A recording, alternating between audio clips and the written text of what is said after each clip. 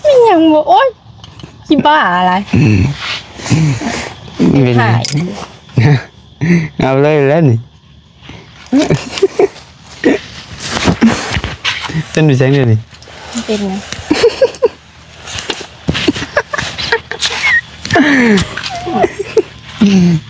เอาเป็นยังเขาดีๆไปไม่ได้เป็นยังไปถ่ายได้แล้วนี่เสือเบลเครียดพี่น้องเนาะอยากได้พัดลมวันนี้แม่นแต่ยังคอยมีอยู่พัดลมหน่อยหนึ่งแต่ยังหน่อยหนึ่งได้พัดลมกินดาบูหนังงอใส่พี่น้องเลยไม่ได้แม่ว่าสุดที่เจ้าอ้าวคาร์โรเวนก็จริงว่าสิว่าไม่ได้แม่เรื่องนั้นเรื่องได้จ้ะบอกเอาไปคิดกันว่าดีกว่ายังเคยเอาไปดีเลยนี่ก็เปิดแล้วเลยซีสกะไว้นะหอยตาเขียวตาสุกดีแต่ยิ่งแกหนาหักไปแบบนึงมันกินเซมจะชนหงอเต้นเห็ดนะเอาไปในเมย์ไปเห็ดเวียเด็กก็เห็ดเวียอีเลยนี่ท่าอยู่คอยบ่เป็นเคสที่จะต้องมาเบิ่งเอ้าเบิ่ง FC เพิ่นก็อยากเบิ่งเจ้าเครียดเพิ่นบ่เคยเห็นเจ้าเครียด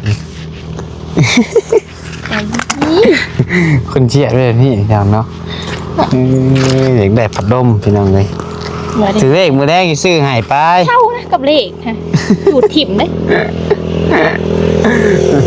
เอ้าเสือเนาะถือเลขก็ซื้อให้ได้นี่ซื้อก็ถือนำก็บ่ได้เอาไปนะเมย์เอาเลยนี่เปิดอีหลีบ่ได้ฮ้องแอนี่นั่นนี่พี่น้องเนาะเลยเอาเลยให้ FC เบิ่งกันมุมมันนั่นแน่เป็นเอาอะไรก็มีแต่ถือกันบัดนี้มุมผิดกันแน่เครียดกันแน่พี่น้องเนาะเครียดจังได๋อ่ะพ่ออีหลี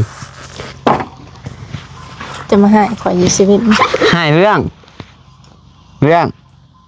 ก็ให้อะไรจะขึ้นเสียงซะก่อนอ้าวตุ๊กโตนั่นเนาะซื้อยังบ่ได้เว้ายังซ้ํเพิ่นก็เอานะแม่ไผสิบ่เครียดบ่บัดเนี้ยน้อยบ่เครียดบ่ถ้าผู้บ่าวห้องใส่ฮะโอ้ปั้นใส่แล้วนะนั่นเห็นบ่ดีแหละคนบ่กระปั้นใส่เจ้าเอาของตัวอะไรก็อยากได้ดีอยากได้อันนั้นอันนี้อยากได้พัดลมใช่อันนั้นอันนี้มูทำเอาบ่พัดลมฮะบ่ได้พัดตัวเองก็พัดโทรศัพท์โทรศัพท์อยากได้พัดลมเขาฮู้ข่อยอยากได้พัดลมน่ะก็ฮู้อยู่แต่ว่าเจ้าบ่ซื้อแต่ข่อยก็ว่าถ้าว่ามีเงินก็สิซื้อเองหั่นแหละเอาไว้เป่าโทรศัพท์ก็เป่าคนบ่มีแอร์เด้บ่รถบ่ได้มีรถใหญ่ก็ซื้อพัดลมมาพัดนี่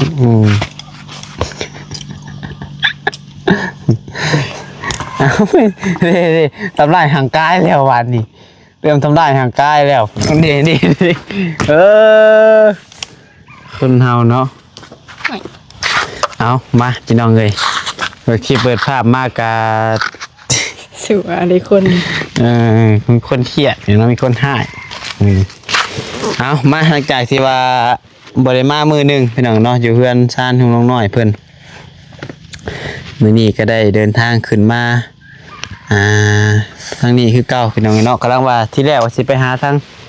เคสใหม่พี่น้องเลยเมนนี่ก้อนว่าปวดขาเขาเบาไล่มาก่อนพี่น้องเลย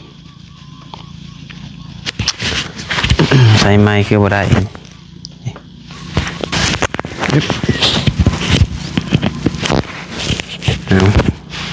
ถือว่า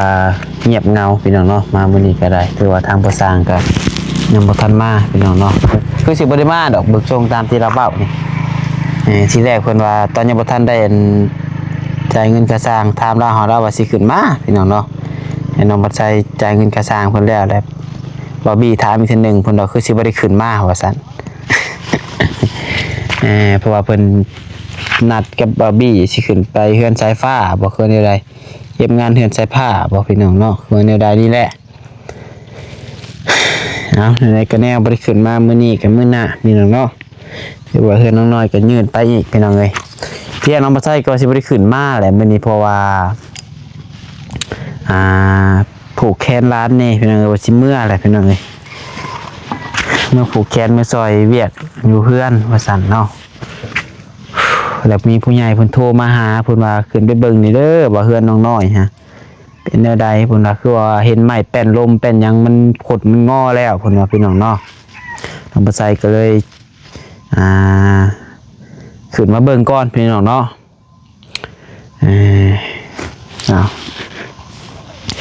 ก่อนอื่นเบิดกระกาบทักทายสบายดีสวัสดีพ่อแม่พี่น้อง FC เมื่อสุคนช่วงเนาะมีคนเครียดเลยนะมีคนหนาบูดหนาโง่ใส่เล่เนาะอันสีไก่หนวดมาท่าเนี่ยน้อยสีไก่หนวดมาดมให้ดมเนี่ยนี่ตัวใช่ไหมไม่ใช่ดังเอาพอๆกันกำลังพัดไส้อีกคือเก่านะเพื่อนเนาะการเอาจะต้นคลิปเลยพี่น้องเนาะที่ได้เอาที่ถ่ายดีๆเอาถ่ายให้เอฟซีเบิ้งเลยซะอีกมุมหนึ่งพี่น้องเนาะไม่ได้หยอกก็ได้หัวกันเป็นยังไงไปซะมาเบิ้งทางนี้มาเป็นอะไรยิ้มอันดีไปนะไม่ใช่เมื่อเอาหาเงินผูกแขนก่อนไปเอาหาเงินผูกแขนร้านน้อยก่อนเป็นอะไรเฮ้ยสบายดีเด้อเอามาได้ก็เห็นมาเท่าไรก็กินเอามาใช่นี่เอาได้ก็มาจะนะมองซอบ่มองซอคือมึงยังมองเซนมองเซนมองจอมองเซนก็มีได้มองซอชุกเลยบ่ชุกแล้วสลันนะบ่นี่คือมันตกโอ้ชุกบ่เลยจักบ่มันจะฤดูการดำนาเลยเนาะมีไหนบ่นี่มีใครมาหาเนี่ยล่ะยังบ่มีใครมาเลยอยู่คนเดียวป่ะแม่ไปขุดแมงขนุนจ้าพูนอยู่ป่าวันนี้มีคนมาหาบ่วันนี้นี่เผื่อแบบกันประมาณวัน3-4 โมงเลยวันนี้บอกโทรออกมาพี่วันนี้ไปใช้บ้านนี่ไปเรียกใช้ไปอยากซอยกลางบ้านเลยแม่ไม่ได้เมื่อวานนี่เลยจะบอกไปแทนแม่ก็ได้ปลดก็ได้ปลดแล้วก่อนนะไปซอยเวียกกลางบ้านโดยไปมาตีโดยแม่บอกไปแล้วน้องหลุดแม่ไม่ใช่ดิบอกเราบาร์บี้กันนั่นบุมาตัวคอยซื้อจัก2 คนนี่เนาะว่าจะพากันไปเบิ่งเคสใหม่ยังไงก็คือว่าเห็นพอนะเพิ่นโทรมาว่าไหม้นะมันเป็นอะไรมันบิดมันเบี้ยวบ่โดยมันบิดไปเบิ่งดูไปเลยนี่เด้มันเบี้ยวเห็นอะไรจับอันนี้นะโอ้เบิ่งมันบิดจากแผ่นนี่ปีนมึงดูนะหลายแผ่นอยู่ตัวไรบ่ได้บิดพี่ตัวนี้บิดตัวนี้บิดบ่ได้บิดเนาะตัวนี้ก็บิดอันนี้ก็บ่ได้บิดบ่บิดตัวนี้ก็บิดเลยย่อขึ้นมาดูโอ้อย่ามาเนี่ยเห็นอยู่บ่ฮะเห็นนี่ตัวนี้บิดแห้งเลยตัวนี้เนาะเลยตัวหน้ากับบิดใส่ได้บ่นี่บ่ตัวนี้กับบิดอยู่แต่ว่าบิดบ่แห้งบัดใดโอ้ตัวนี้บิดแห้งอยู่เลยนี่คือสิใส่บ่ได้นี่โดยเพิ่นบ่ขึ้นใส่จักเทื่อนั่นเลยเสียใหม่ซื้อแล้วเสียใหม่บ่พอสิได้ซื้อซีมาทาใหม่อีกบ่จักนี่ซีเบิดแล้วบ่เบิดแล้วบ่ได้เป็นยังมันตากแดดบ่จักบ่แม่นดอกค่ะว่ะตากแดดไม่ดิบเดย์เฮาตากโดนมันก็เป็นว่านี่แหละแต่ว่าแดดแห้งเลยดิเบิ่งมึงจักแผ่นนี่เอาตัวมันบิดน่ะนับออกดูว่าจักแผ่นมันบิดแห้ง1อะไรอีกตัวนี้ก็บิดบ่ตัวนี้บิดอยู่แต่บ่แห้งใน1เนาะโดยใส่ไปแล้ว2ตัวนี้อีกนี่ ปุ๊บง่ายขึ้นง่ายขึ้น3แผ่น ตัวนี้เด็กกับบิดอยู่ ปุ๊บ โบบิด บิดนี่คือการ น้อยเดียวนะ 4ปาลง ตัวนี้กับบิดอันนี้ก็บิด บิดหา 5แผ่น6แผ่น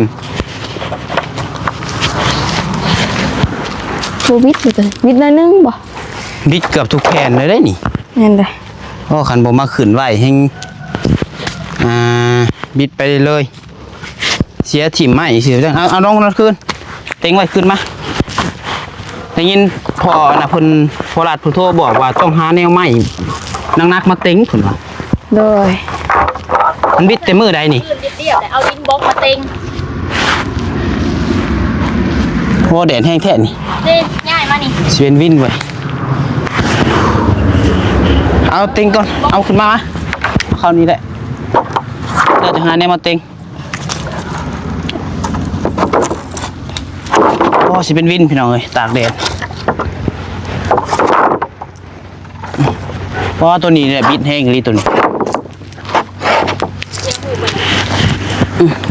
เสียหุบเสียทรงไปเลย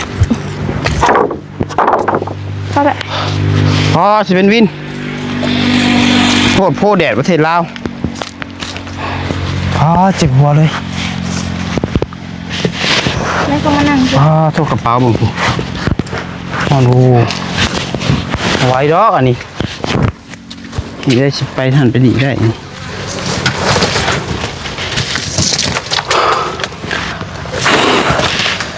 อ๋อตัวแดดแห้งยังไงเข่าออกไปแดดมอนหาที่สั่งผีเนาะตายเข้ามาโคตรโพ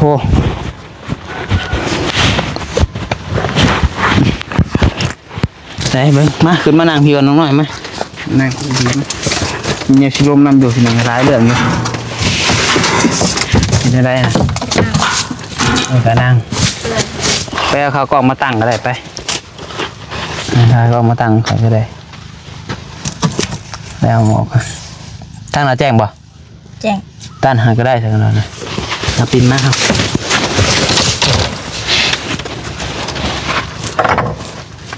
โอ้ยมันโอ้เธอว่าไม่กาเริ่มบิดเริ่มงอแล้วเนาะโอ้ยมันสิใส่ได้บ่อันนี้ได้ยินพอรัดเพิ่นโทรมาบอกทีเดียวว่ามันบิดแห้งอยู่ใส่บ่ได้ เพิ่นโทรมาเฮาอยู่ยินอีกอะเพราะว่าใส่บ่ได้แล้วมันบิดเพิ่นว่าอันมันบิดเนี่ยมันบิด ใส่ได้แต่มันสิบ่งาม แม่นเลย มันสิคืองูอีหยังเพิ่นเอิ้นงูกินเขียดนั่นบ่ แม่นเลย เดี๋ยวใหม่สิแล้วมาสร้างโตมาเฮ็ดมื้อนี้ก็มื้อที่2ได้เราหยุดเนาะ แม่นเลย ฮอดแล้วบ่2ทิศ โอ้ เฮ็ดนี่ ฮอดแล้วเหรอเกือบ กลัวแล้วเนาะ เกือบ จะ พุ่ บ น อก แล้วค่ะ ขึ้นโค้งสิได้เป็นยังไง มือกับพอสร้างหลวงมา มือก็มาผู้เดียวติ แม่น แบบนิดเวียบบ่เต็มที่เนาะ เรามาผู้เดียวเรากับบัจักมันสิเฮ็ดผู้เดียวกัน แล้วบ่เป็นติ แม่นเลย เป็นก็ว่าแม่นพอมื้อนี้ไอ้ก็ไปแว่เพื่อนอายุเราเว้าว่าทีแรกแล้วขอเบิกเงินค่าสร้างนี่แหละไอ้จ่ายไปแล้วเด้อ 4,000 บาทแล้วขอเบิกก่อน 4,000 บาทแล้วว่าเบิกไปให้สร้างหลวงเราว่าสร้างหลวงเงินลูกเราเข้าห้องหมอผ่าตัดว่าซั่น โดย ตัดเซตติ้ง ก็จริงคนเป็นหลายเลยจัง ปวดหลังให้หน่อยแล้วเบิกแล้วขอเบิกน้ำมา 4,000 บาท แต่ตอนนี้ก็ 4,000 บาทก็ให้เป็นเงินกีบก็2,700,000ปลายเนาะประมาณ700,000เกือบ40บ่ค่ะ10อีแหละให้ดาว สอง นะ ล้าน740เพราะว่าอะไรเลท685ดิพี่น้องเอ้ย แต่คือตอนนี้เงินน้องน้อยน้ำน้องบ่ใช้ตอนนี้ก็ยังได้อยู่1,210,000พี่น้องเอ้ยเนาะ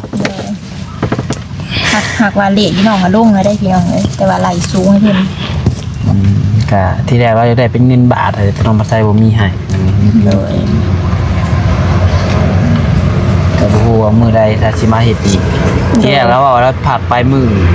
นึงเนาะมื้อนี้สิมา แม่ แต่มื้อนี้เรายังบ่มาเราก็ยังเฮ็ดเรือนลาวพี่น้องเอ้ยเนาะเพิ่นยังนั่นยังตีแบบตามในคลิปนั่นแหละพี่น้องเนาะแต่ที่แรกก็ว่าสิมาพี่ ส่งบ่าย โดย บอกว่าบ่ายจะโมง นี่แหละถาม คำ บาร์บี้ถามอีกเทื่อนึงว่าไปบ่ล่ะว่าเจ้าบ่ได้ไปแล้วว่ะกันขึ้นเฮือนน้องสายฟ้าก็คือสิบ่ได้ขึ้นเฮือนน้องน้อยแล้วว่าแบบนี้ โดย แต่ก็พังเบิ่งมันบ่มีหยังแน่นอนคันเพื่อเราขึ้นมาก็มี เลย แต่ว่าน้องบัดไซคิดว่า70-80%ผู้ใดมื้อนี้น่าจะบ่ได้มา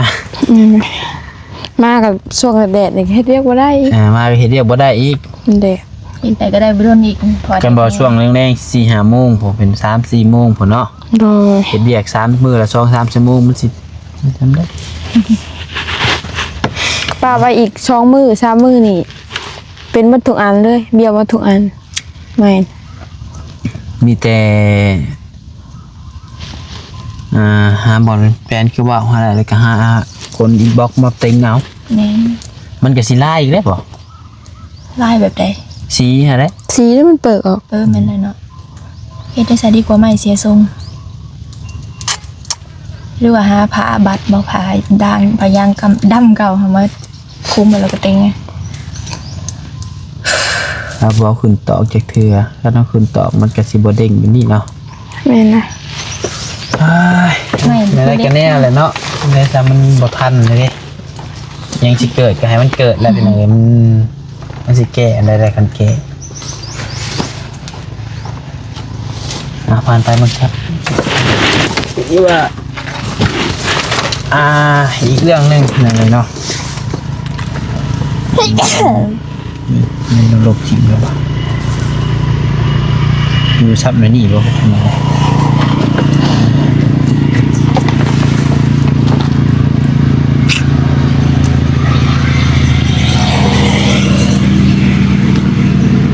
อีกเรื่องหนึ่งที่ว่าน้องปัจจัยสิมาเว้าในมือนี้พี่น้องเนาะก็คือFC เพิ่นคอมเมนต์เข้ามาพี่น้องเนาะคล้ายว่าดราม่าก็แม่นพี่น้องเนาะเพิ่นว่าบ่าวพัดไส้แทนที่เสียเอาไว้ทำบ้านก่อนเงินน่ะบ่มีงบกับพาวเฮ็ดเนาะของน้ำนะแล้วก็แม่ก่อนซื้อจักแม่จักพ่อยังก็รัด แม่ เนี่ยคน โดยเลยนี่ รัดเนี่ย อย่างกับธัญญาพร ธัญพร ธัญพรทศา ผู้นี้เพิ่นว่าใช่บ่าวพัดไซไม่ปรึกษาใครเลยก็ว่าล่ะเนาะทำตามเจ้าของเงินแต่คิดไม่ตกในเมื่อบ้านยังไม่มีงบทำหลังคาเลยขอตำหนิเลยค่ะบ่าวพัดไซน่าจะรวบรวมเงินทำบ้านให้เสร็จก่อนทำห้องน้ำเพราะทำห้องน้ำแล้วบ้านยังไม่มีงบเพิ่นเขียนก็ไปถึกบันไดพี่น้องเอ้ยขอปะนิบ่ขอตำหนิอะไร มาปะนิยังก็ เอาผลเขียนได้สั่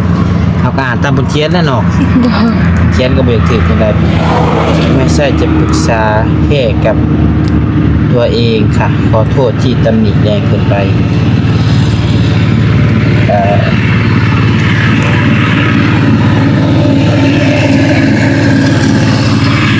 โมเมนต์นี้เห็นป่ะสวัสดี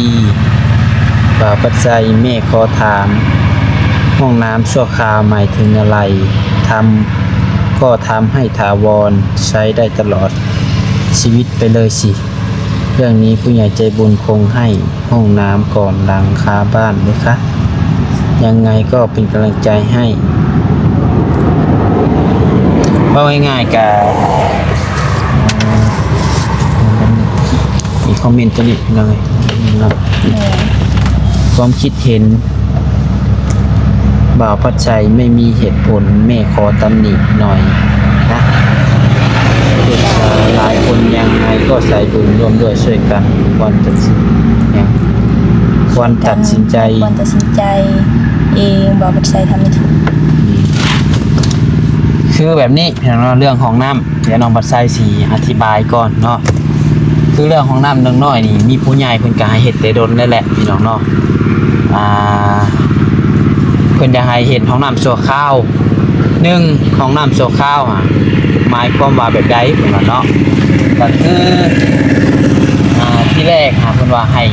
ควบคุมแล้วก็เฮ็ดนั่นแหละเพียงแต่ว่า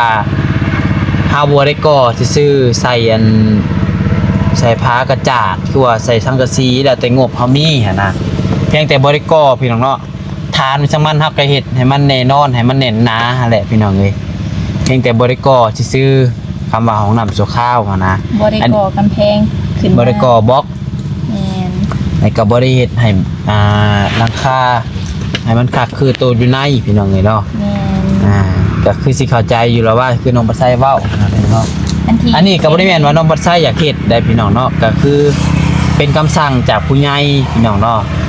ถามว่าน้องบัดไซปรึกษาทีมงานบอกน้องบัดไซก็ถามพี่น้องเนาะก็ถามทีมงานหลายคนอยู่พี่น้องเอ้ยแล้วก็ผู้ใหญ่เพิ่นฝากเงินมาเนาะเพิ่นก็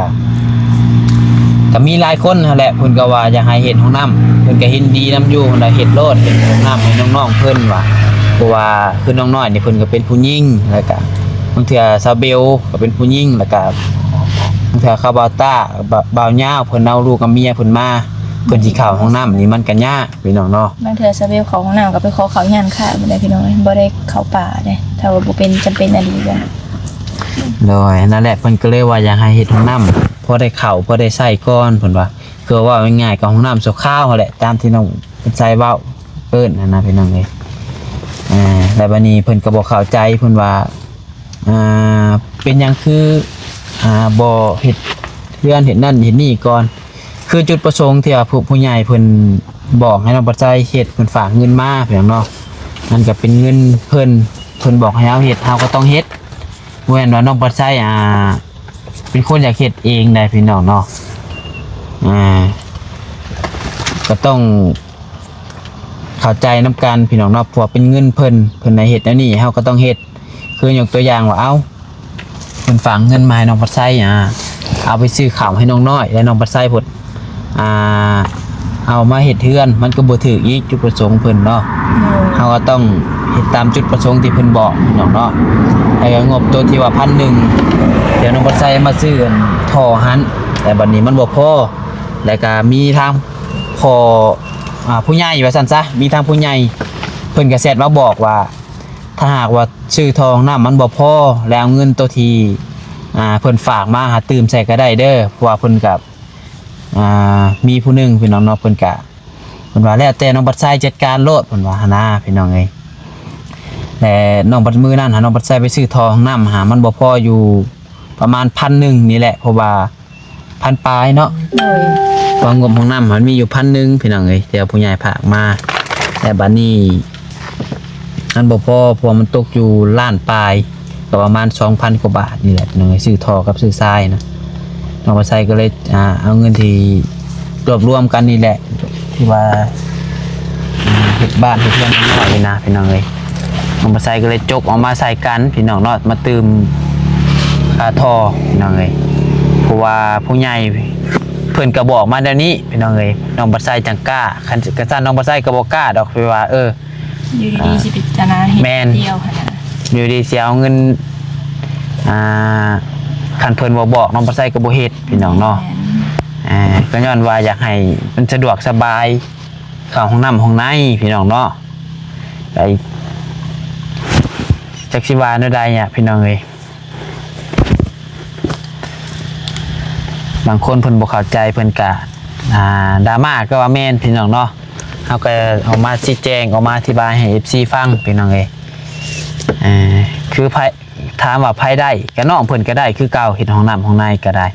ถามว่าน้องบัดไซเป็นหยังคือบ่จงเงินไว้เสียราคาซื้ออาลูซิ่งในใจน้องบัดไซก็อยากเฮ็ดอาลูซิ่งบ่ได้พี่น้องเนาะอยากจงซื้ออาลูซิ่งบ่ได้แต่ว่าจุดประสงค์เพิ่นมันคนละอย่างพี่น้องเนาะผู้ที่ว่าเพิ่นอยากให้เฮ็ดห้องน้ำก็อีกคนนึงผู้ที่ว่าเพิ่นอยากให้เฮ็ดหลังคาก็อีกคนนึงแต่ว่าส่วนหลายผู้ที่เพิ่นคอมเมนต์นี่เพิ่นบ่ได้ซอยดอกพี่น้องเนาะเพิ่นติมานี่ก็ได้ผู้เพิ่นซอยเพิ่นบ่เว้าผู้เพิ่นเว้าเพิ่นบ่ซอยเนาะอันนี้น้องบัดไซก็ออกมาชี้แจงให้ผู้ที่เพิ่นคาใจฟังพี่น้องเนาะเข้าใจอยู่บ่สิรับเลยเข้าใจอยู่บ่ไอ้เว้าเข้าใจอยู่ลองเว้าดูเข้าใจผู้เพิ่นบ่เข้าใจได้อ้ายก็ออกมาอธิบายได้เฮ็ดเบิ่งเห็นห้องน้ำนี่เด้ผู้บางคน FC เพิ่นบ่เข้าใจก็อย่างนั้นแม่ขอ สิรับขนาดแรกพี่น้องเนาะมีแต่ว่าเรื่องห้องน้ำก็คือตอนนี้เบิดงบแล้วพี่น้องเนาะ โดยได้แต่ยังก็ ท่อกับ แม่ ชาย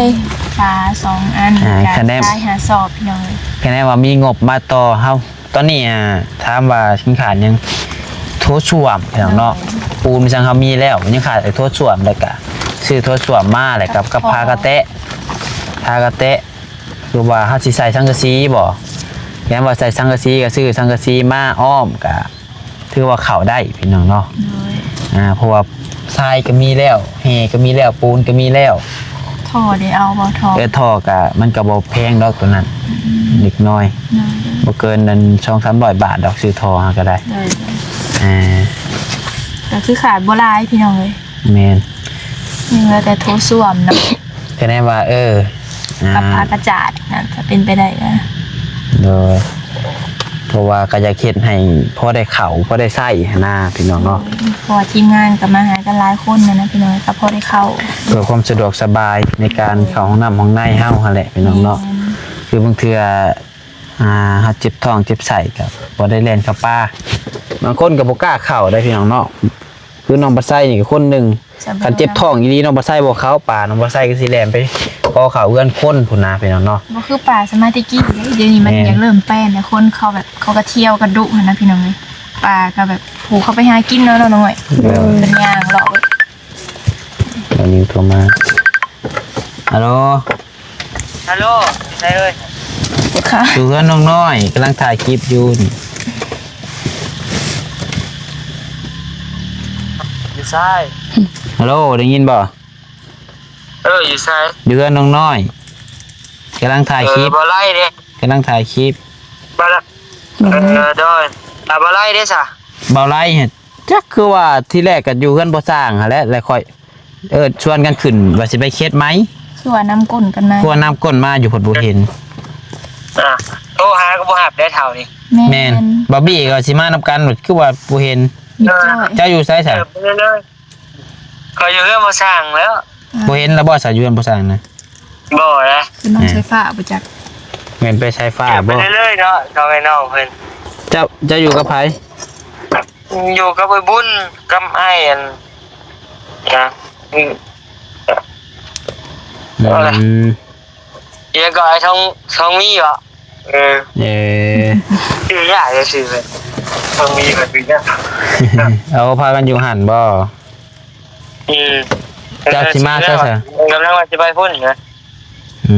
ม นี่น้อยอันแรกคะแนนฉันกะดึงไปพูดแล้วไปอัน บ่สร้างแล้วบ่ขึ้นมาแล้วบ่ กันนะแต่บ่ พอสร้างแล้วบ่มาแล้วบ่ บ่มาแล้วเรามืออื่นพูดแล้ว เออโอเค เอาไปห้องจังหวะกัน เดี๋ยว คะแนนว่าเชียร์ไปเดี๋ยวชีหาชื่อกุ้งและตำใส่มังหุงเอ้ยคักเป็นยัง โดยผู้แรกค่อยก็กำลังว่าถ่ายแล้วเลยกำลังสิไปผู้แรกเคสใหม่ผู้แรกโอเค ถามไปพร้อมกันบ่หรือว่าจีนอะไร ไปพร้อมกันก็ได้เดี๋ยวสิถ่ายแหละ โอเค ตรงนี้มันโทรมาไปทางนี้ต่อว่าฮอดใส่ปะ จากไหนเลย เอาเรื่องของน้ำเนาะเอามีแต่ว่าเรื่องของน้ำกะถ้าหากว่ามีงบมาต่อเฮาก็สิ ดำเนินการ แม่นก็สิดำเนินการต่อคือว่าตอนนี้ก็งบเปิดแล้วทางเนาะมีแต่ว่าบางเทื่อคันเฮาว่างๆมีเวลาก็สิแรกมื้อวานนี่น้องบ่ใส่คิดว่าสิมาคันว่าน้องน้อยเพิ่นนั้นอยู่สิมานี่คูนดินขึ้นแลเทน่ะไว้เทบอลเฮาสิตั้งช่วมเฮาไว้ โดย คิดไว้หั่นนะพี่น้องเอ้ยน้องเพิ่นดูอยู่เมื่อวานนี้เพิ่นมื้อนี้เพิ่นทั้งเบิ่งคันเวลามันละนั่นพี่น้องเนาะ ผมมีงบชื่อโถส้วมชื่ออากาศเอากัจังว่ากันในห้องน้ำผมมีกัยุดไว้ก่อนเป็นน้องเนาะเอาตัวนี้ก่อนตัวเฮือนนี่ก่อนว่าน้องปลาไส้ก็อยากให้มันได้มุ่งหะแหละพี่น้องเอ้ยจ จุดหมายก็ได้ให้มันได้มุ่งได้พอได้ส้นได้เศร้าพี่น้องเนาะคะแนนว่าเฮามีงบซื้ออันดูซิ่งกับค่าสร้างอีกพี่น้องเนาะจักสิเท่าใดแต่ว่าบัตรผู้และบัตรตัวนี้แล้วก่อนว่ารวบรวมเบิ่งงบอีกเท่านึงพี่น้องเอ้ยว่ามันสิเหลือเท่าใดหั่นนะพี่น้องเนาะจังว่ากันอีกเท่านึงเนาะมีแต่ว่าคลิปมือดีทั้งน้องปลาไส้คลิปนี้ก็ออกมาแจ้งออกมาชี้แจงให้จีฟังประมาณนี้เลยเพียงเด้อเข้าใจอยู่บ่พี่น้องเนาะคือว่าคันผู้ใดบ่เข้าใจยังขาดใจตัวใดก็แชทมาถามก็ได้พี่น้องเนาะโทรมาถามส่วนตัวก็ได้เนาะว่าอันใดที่บ่เข้าใจ แม่นบ่เข้าใจพี่น้องเนาะก็มาแชทมาถามได้พี่น้องเอ้ยเงินดังซ่านห้องน้ำเพราะว่าคันบ้านอะไร